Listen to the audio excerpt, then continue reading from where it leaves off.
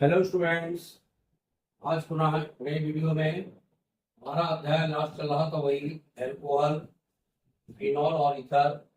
आज भी अध्याय खत्म मैं कर रहा हूँ। आगे मैं आपको कुछ मोस्ट क्वेश्चन बताऊंगा क्वार्टरली एग्जाम के लिए, जो महत्वपूर्ण क्वेश्चन हर पार्टों में आएंगे। आज हम ईथर की चर्चा करेंगे कि आखिरकार ईथर क्या है और ये कैसे बनाया जाता है। ईथर महत्वपूर्ण है। इसमें एक विधि है, प्रयोगशाला विधि, जो अक्सर परीक्षा में पूछी जाती है। ईथर आखिर क्या होते हैं? ईथर आपको पता है कि O के दोनों ओर यदि एल्किल या एरिल समूह लगे हैं, या एक एल्किल या एरिल लगा है तो भी ईथर है। समान प्रकार के एल्किल या एरिल मूलक लगे हैं, वह भी ईथर है। तो ईथर की बात करें तो ईथर होता है आर ओ आर, या R dash O dash R, या R dash O R dash, कुछ भी हो सकता है। ईथर के लिए ईथर दो प्रकार के होते हैं, बता दें आपको। एक होता है सममित या सरल ईथर, दूसरे होते हैं असममित या मिश्रित ईथर। अब सरल और सममित क्या है, इसको थोड़ा जान जाए। सरल ईथर वो कहलाते हैं जब ऑक्सीजन परमाणु के दोनों ओर रिएक्शन के दोनों ओर समान प्रकार के एल्किल या एरिल मूलक लगे होते हैं, उन्हें हम समान प्रकार के एल्किल मूलक कहते हैं। और जब भिन्न प्रकार के एरिल या एलिल, एल्किल एरिल हो या एरिल लगे हों भिन्न प्रकार के, तो उन्हें हम क्या कहते हैं? मिश्रित या असममित ईथर कहते हैं। अब बात आती है, जैसे हमने यहाँ कहा CH3 OCH3, या कह दें C2H5 OC2H5, या हम कह दें C6H5 O6SH5। तो ये समझ देख रहे हैं, दोनों पे समान प्रकार के यानी एक ही प्रकार के एल्किल या एरिल मूलक लगे हैं, तो इन्हें हम सरल या सममित ईथर कहेंगे। क्या कहेंगे? सरल या सममित ईथर कहलाएंगे। और यदि इन्हीं में भिन्न प्रकार के एल्किल या एरिल मूलक लगे होते, भिन्न प्रकार से तात्पर्य हमारा है यदि हमारे मूलक जो हैं भिन्न प्रकार से, मतलब एक एल्किल एरिल लगा हो, हमने यदि यहाँ CH3 कहा, यहाँ मान लो हमने C6H5 कहा, या यहाँ C6H5 यहाँ C2H5 कहा, या यहाँ CH3 को C3H7 कहा। ये भिन्न प्रकार के, इसमें समान प्रकार के मूलक नहीं लगे, आप देख रहे हैं। जब भिन्न प्रकार के एल्किल या एरिल मूलक लगे होते हैं तो इन्हें हम क्या कहते हैं? मिश्रित या असममित ईथर। अब आगे इनके नाम कैसे करते हैं?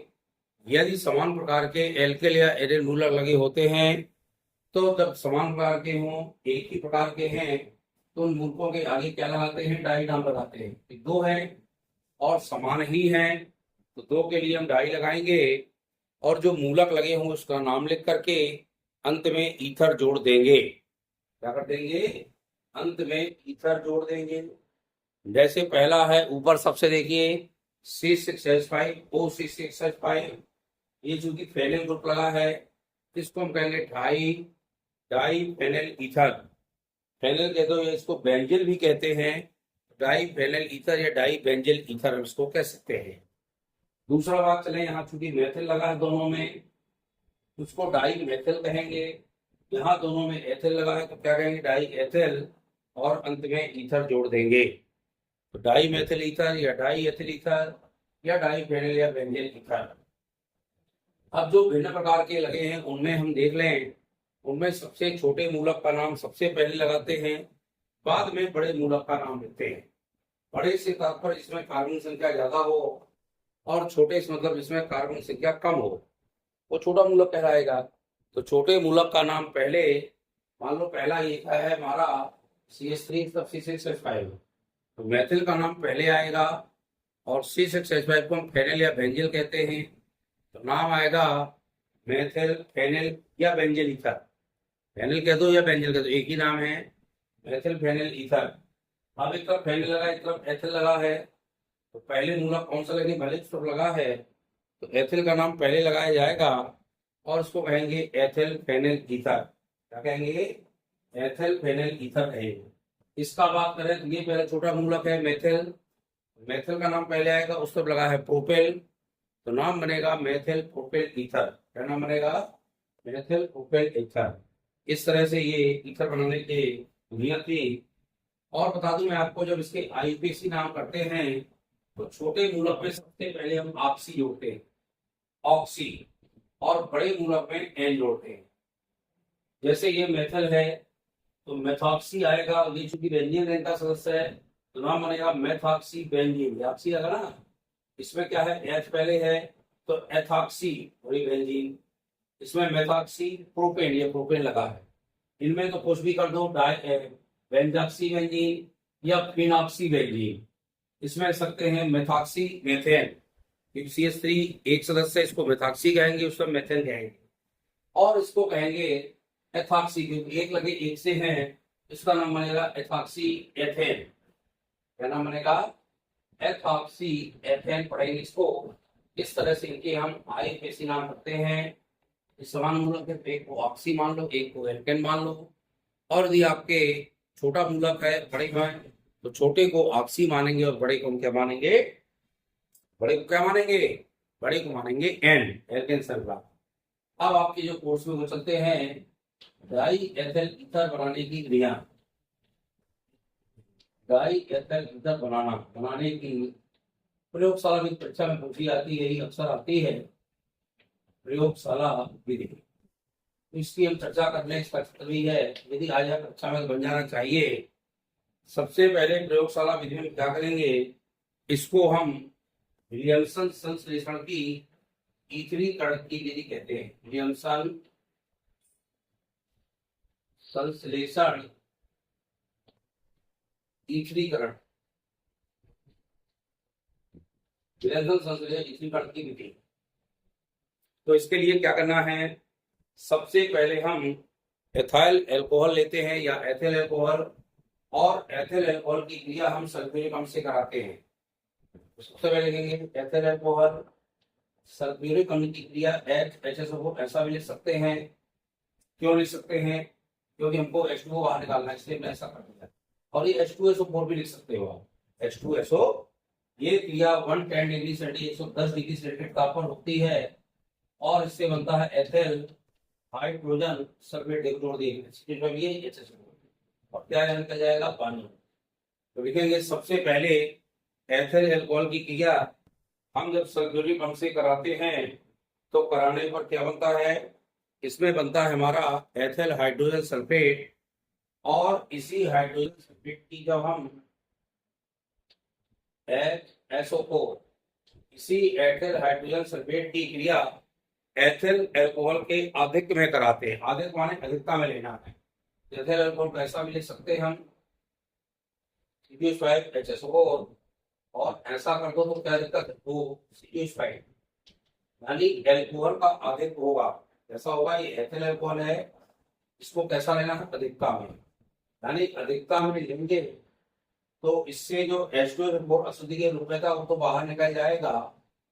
और जब ये निकल जाएगा तो सीधे सीधे कौन गया, डाइथिल ईथर, क्या बन गया, इसको जोड़ दीजिए, कुछ नहीं करना, CH5 और CH5 और प्लस निकाल दीजिए एक H2SO4, और ये क्रिया होती है 140 डिग्री सेंटीग्रेड ताप पर। देख सकते हैं जब एथिल अल्कोहल को सल्फ्यूरिक अम्ल के साथ 110 डिग्री सेंटीग्रेड ताप पर गर्म करते हैं तो पहले एथिल हाइड्रोजन सल्फेट बनता है, और इसी हाइड्रोजन सल्फेट को जब हम एथिल अल्कोहल के आधिक्य में अभिकरण कराते हैं तो डाई एथिल ईथर बनता है। इस क्रिया को चूंकि हम विलियमसन ने दिया था, और ये संश्लेषण ईथरीकरण क्यों कहते हैं, इससे लगातार हम ईथर बना सकते हैं, एथिल अल्कोहल डालते जाएंगे सल्फ्यूरिक अम्ल, और लगातार कंटिन्यू डाई एथिल ईथर बना सकते हैं। इसलिए हम विलियमसन संश्लेषण की ईथरीकरण की विधि भी इसे कहते हैं। ध्यान रखना है, ये ईथरीकरण की विधि है, और इसका मैं आपको बता दूं चित्र इसका कैसे बनता है, इसे लिख लीजिएगा। जब एथिल अल्कोहल को सल्फ्यूरिक अम्ल के साथ 110 डिग्री सेंटीग्रेड ताप पर गर्म करते हैं तो एथिल हाइड्रोजन सल्फेट बनता है, और इसी एथिल हाइड्रोजन सल्फेट को जब हम एथिल अल्कोहल के आधिक्य में 140 डिग्री सेंटीग्रेड ताप पर क्रिया कराते हैं तो डाई एथिल ईथर बनता है। और इसको विलियमसन संश्लेषण इसलिए कहते हैं कि विलियमसन नामक वैज्ञानिक ने इसको स्टडी बनाया था। ये प्रयोगशाला में बनाई गई थी और लगातार इससे ईथर तैयार किया जा सकता है, इसलिए हम विलियमसन संश्लेषण की ईथरीकरण की विधि भी इसे कहते हैं। क्लियर? इसका चित्र सीख लीजिए। सबसे पहले आपको लेना है गोल पेंदी वाला फ्लास्क। ये फ्लास्क ले लिया, क्योंकि इसमें हमें कॉर्क लगाना है। ये कॉर्क लग गए, हमें ऊपर मैं फिल्टर डाल दे रहा हूँ, वर्क बनेगा। ये गोल पेंदी वाला फ्लास्क हो गया। इसे हम बालू उष्मक में रखते हैं, तो यहाँ बालू उष्मक लगा देना है।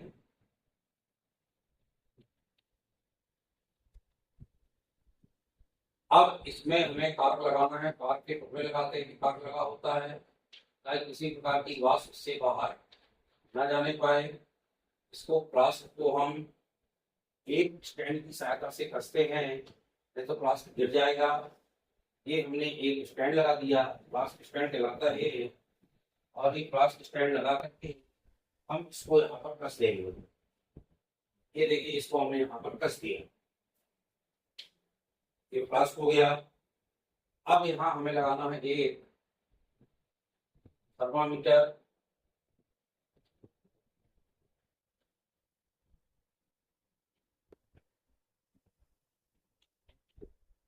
एक ये थर्मामीटर लगाते हैं ताकि इसका हम टेम्परेचर समय समय से देख सकें। और एक लगाते हैं यहाँ पर हम फिसल कीप। क्या लगाते हैं? फिसल कीप लगाते हैं। एक फिसल कीप लगा दीजिए। फिसल कीप की सहायता से हमें क्या करना है, कोई भी चीज हम डाल सकते हैं। ये फिसल कीप है। क्या है? फिसल कीप। और इससे जो हमारी वाष्पें निकलेंगी, 3 छिद्र का एक कार्क लेते हैं और कार्क लेकर के आगे हम इसको एक यहाँ छोटा सा कंडेंसर लगाते हैं। और फिर यहाँ एक संघनित्र लगाया जाता है। और संघनित्र का काम क्या होता है, उसमें जल में ये जल कंटिन्यू चलता रहता है। ये देखिए, संघनित्र लग गया हमारा। और यहाँ पे एक हमें ग्राही लगा देना है। ये ग्राही है। इस ग्राही को हम कहाँ रखेंगे? बर्फ के टुकड़ों में रखेंगे। ये बर्फ है। ये बर्फ के टुकड़ों में यहाँ ग्राही रखते हैं और यहाँ हमारा क्या एकत्रित होता है? ग्राही ईथर एकत्रित होता है।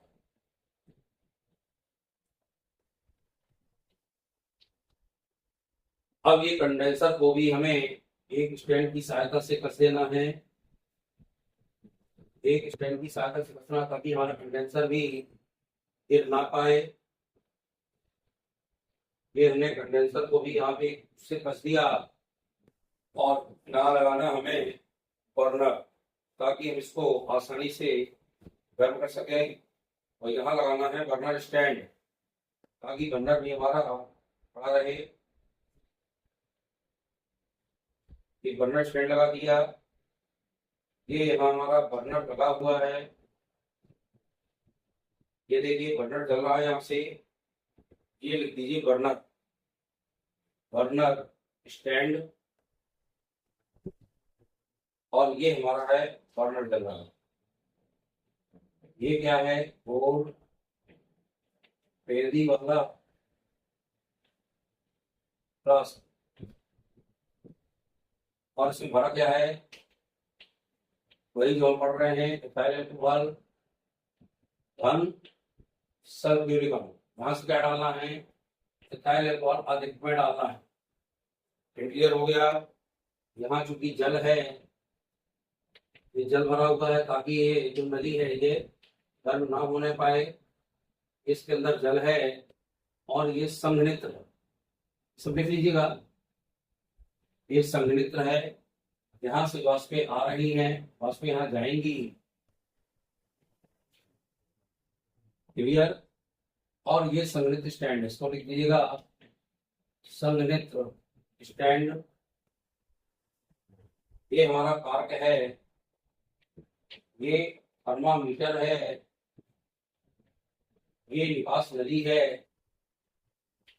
विकास नली, और ये बर्नर स्टैंड है, या ये सॉरी फ्लास्क स्टैंड, इसको क्या कहेंगे, फ्लास्क स्टैंड। ये फ्लास्क स्टैंड है। इस तरह से जिसको हम बनाते हैं तो हम यहाँ लिखेंगे, क्या लिखेंगे, सबसे पहले हम एक गोल पेंदी वाला फ्लास्क लेते हैं, उसमें हम इथाइल अल्कोहल और सल्फ्यूरिक अम्ल डाल देते हैं। एथिल अल्कोहल सल्फ्यूरिक अम्ल डालने के बाद हम इसमें एक थर्मामीटर जोड़ते हैं कारपेन, और एक फिसिल की डालते हैं। फिसिल की इसलिए डालते हैं कि ऊपर से इसको अधिक में जब अल्कोहल डालते हैं इसको कंटिन्यू डालते रहें। इसको फ्लास्क को स्टैंड में कस देते हैं, नीचे बर्नर लगाते हैं। ये हमारा बालू ऊष्मक है, ताकि फ्लास्क फटने ना पाए इसलिए इसको बालू ऊष्मक पर रखते हैं, और एक गिलास नहीं लगाते हैं, जिससे हमारा ईथर एकत्रित होकर ये ग्राही जो अंत में बना है इस ग्राही में पहुंचता है। ये टब है, और इसमें ये रखे हैं बर्फ के टुकड़े, क्या रखे हैं, बर्फ के टुकड़े, क्योंकि ईथर खराब ना हो पाए इसलिए हम इसको बर्फ में रखते हैं। बर्फ के टुकड़ों में ग्राही को रख देते हैं, जिससे वो कंटिन्यू यहाँ ईथर बनता रहता है और ईथर इसमें खराब नहीं होने पाता। यहाँ का बन जा रहा है, यहाँ आ रहा die ethyl ether C2H5O C2H5, die ethyl ether. इस प्रकार से ये आपकी प्रयोगशाला विधि का सचित्र वर्णन है। ये परीक्षा में अक्सर पूछा जाता है, इसको आप ध्यान रखिएगा। सबसे पहले लिखेंगे गोलबंदी वाला फ्लास्क है, उसमें 3 छिद्र वाला कारक का टुकड़ा लगाते हैं, एक में अंदर थर्मामीटर डालते हैं, एक में फिसिल कीप लगाते हैं, और एक में निकास नली डाल देते हैं। निकास नली का दूसरा सिरा जो है सीधे ग्राही में जाता है, वहां बीच में कंडेंसर लगा होता है। कंडेंसर को भी स्टैंड की सहायता से कसते हैं।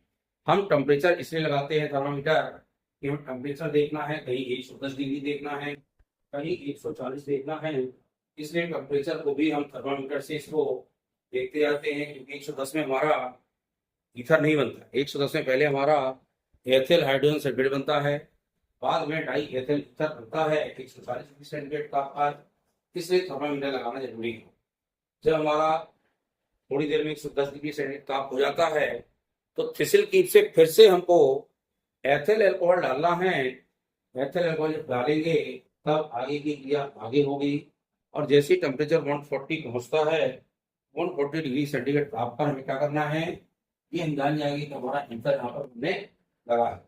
यहाँ ईथर की वाष्पें बनेंगी, वो वाष्पें हम एक ग्राही में बर्फ के टुकड़ों में रखते हैं। इसमें रखते हैं, ये हमारे बर्फ के टुकड़े, ये पूरे ईथर में बर्फ में बर्फ के टुकड़े पड़े हुए हैं। इस तरह से हमारा ईथर बनता है, और ये ईथर बनाने की हमारी प्रयोगशाला विधि है। आपको निश्चित रूप से समझ आई होगी, और यदि अच्छी लगे तो आपको शेयर लाइक जरूर करिएगा। इसके उपयोग देख लें। ईथर का उपयोग निष्क्रिय होने के कारण गर्माक और वोल्टेज क्रियाओं में से विलायक के रूप में लेते हैं। दूसरी बात है, क्लोरोफॉर्म और एल्डिहाइडों के साथ मिलकर के ये निश्चेतक का कार्य भी करता है, यानी निश्चेतक भी बेहोशी लाने वाला पदार्थ निश्चेतक के रूप में भी यह कार्य करता है ईथर। और रेजिन, वसा तेल, गोंद इत्यादि विलायक के रूप में ये ईथर होता है। प्रशीतक के रूप में भी इसका उपयोग किया जाता है। ईथर और बर्फ जो भी कार्बन डाइऑक्साइड का मिश्रण 110 डिग्री सेंटीग्रेड तापमान होने पर यह प्रशीतन का कार्य करता है, प्रशीतक के रूप में कार्य करता है। ये डाई एथिल ईथर के हमारे उपयोग हैं। और इस प्रकार से आपको जो चीज क्लियर ना हो या कंफर्मेशन ना आई हो उसको हमें आप कमेंट करके हमसे पूछ लीजिएगा, और कमेंट करके पूछे जो भी क्रियाएं समझ नहीं आई या इस पार्ट में कहीं पर समस्या हो तो पूछें। इस तरह से हमारे वीडियो को लाइक शेयर करें, और नेक्स्ट हमारे चैनल को सब्सक्राइब जरूर करते जाएं। इस प्रकार से आपको वीडियो मिलते जाएंगे। हम आप क्वार्टरली के कुछ महत्वपूर्ण क्वेश्चन भी आपको बताएंगे, वो आपको हर पार्ट से तैयार कराएंगे, आप याद करिएगा। और इससे क्वार्टरली आपकी जो भी 7 तारीख से हैं, और उस पर अच्छे से तैयारी करके आप परीक्षा दीजिए। बहुत बहुत धन्यवाद।